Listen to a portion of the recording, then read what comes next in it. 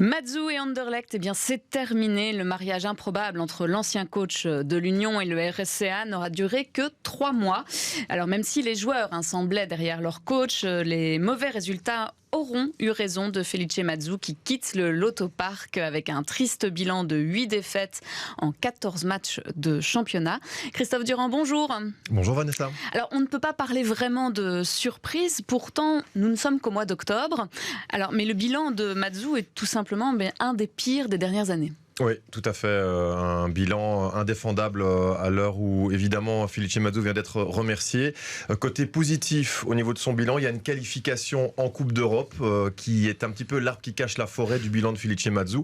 Les Mauves sont toujours dans le coup, d'ailleurs, pour la qualification pour le tour suivant en Coupe d'Europe, malgré le 0/6 contre West Ham.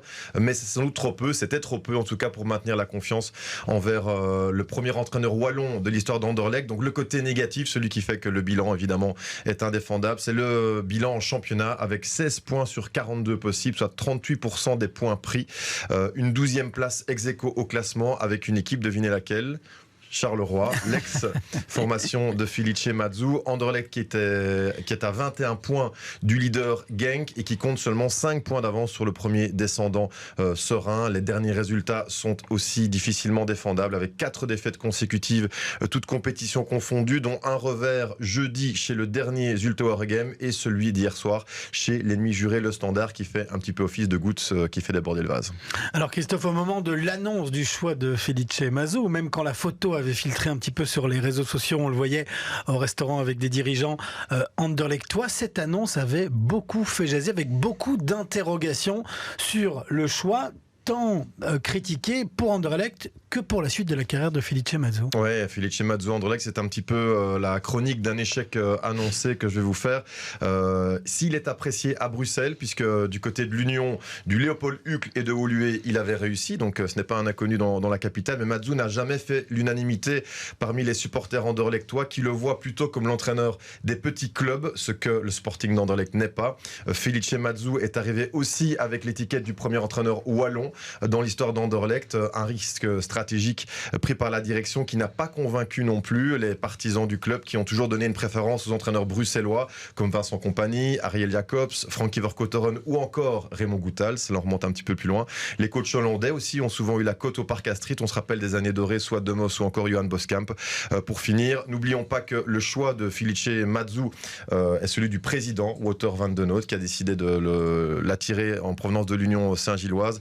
Wouter van den Noot qui est un homme encore méconnu du public mais qui est président du club anderlechtois, qui devra faire amende honorable pour cette erreur de casting, sous peine de voir aussi une frange des supporters demander son départ de la présidence du club. Justement, les supporters d'Anderlecht, ils se sont illustrés de la plus mauvaise des manières hier à Sclessin. C'est un petit peu leur geste qui précipite les choses aussi.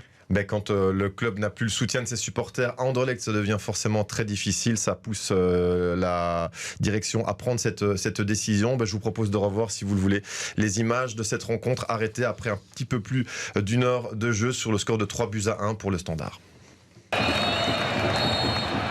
Il reste un peu plus de 25 minutes à jouer quand Bram van Driesch siffle les 3 coups et renvoie tout le monde au vestiaire à cause des jets de fumigène provenant du COP anderlechtois. C'est dommage, surtout qu'il y avait la place pour marquer encore des buts.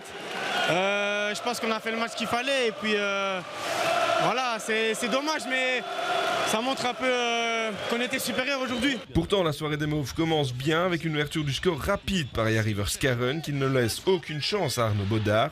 On joue depuis 3 minutes et c'est déjà 0-1. On n'était pas réveillés dès le début du match, ils ont pris tout de suite la possession. Et puis on a ce goal après 2 minutes 30, en travers de la gorge forcément. C'est bizarre quand même. C'est bizarre, mais ce qui est bien, c'est qu'on a réagi par après. Le Standard réagit et se montre dangereux, notamment sur phase arrêtée, avec une tête de Noé Dussen qui vient mourir sur le poteau d'Hendrik van Krombrugge. Le cauchemar anderlechtois prend vie quelques instants plus tard avec la frappe déviée de Nicolas Raskin. Hendrik van Krombrugge, surpris, ne peut rien faire, c'est 1 partout. Et bien voilà, la fissure et la lézarde et ça s'écroule. Sur la phase qui suit, la défense des Mauves se fait surprendre et Marlon Fossey en profite pour placer les rouges aux commandes de la rencontre. Le score ne bouge plus et le Standard rentre au vestiaire avec un but d'avance. Après la pause, le Standard continue sur le même rythme qu'en première période et bien servi par Michel-Ange Balikwisha, Philippe Zinkernakel plante le 3e but des Rouges. Anderlecht n'y est pas du tout et voit le Standard s'envoler au marquoir. Juste après le 3-1, les supporters anderlechtois se font ensuite remarquer avec des jets de fumigène. Bram van Dries décide de renvoyer tous les acteurs au vestiaire pendant 10 minutes en attendant que tout revienne à la normale. Finalement, le match peut reprendre, mais après quelques minutes, les jets de fumigène recommencent. L'arbitre a été patient, mais décide finalement de mettre un terme à la rencontre. Le Standard gagne son classico sur le terrain. Reste désormais à voir si Anderlecht ne le perdra pas sur tapis vert. Le club bruxellois a déjà écopé d'une amende de 50 000 €. Malheureusement, le match est arrêté, mais voilà, on gagnait 3-1, on contrôlait bien le match. Ils ont eu une occasion première mi-temps, ils n'en ont pas eu deuxième mi-temps, donc voilà. Pour le Standard, la rencontre s'est terminée dans la bonne ambiance avec une demande en mariage d'Aaron Donum. Du côté des Mauves, ce match arrêté, cette nouvelle défaite ne va pas améliorer l'ambiance au sein du club de la capitale qui s'enlise toujours un peu plus dans une profonde crise. Voilà, un mariage du côté de Sclessin et un divorce du côté du Lotopark et de Nerpede. Est-ce qu'on en sait déjà un petit peu plus sur la suite d'Anderlecht? Parce qu'il y a déjà un match capital en Coupe d'Europe ce jeudi et il va bien falloir quelqu'un qui s'assoit sur le banc où était Felice Mazzu. Oui, pour la succession de Felice Mazzu, plusieurs noms sont cités, parmi lesquels Hernan Losada et Nicolas Frutos, les Argentins qui ont évolué chez les Mauves par le passé et qui ont l'ADN du club, ce qui sera nécessaire évidemment pour relancer les affaires. En attendant, c'est le coach hollandais à succès de l'équipe espoir Robin Velman qui assure l'intérim.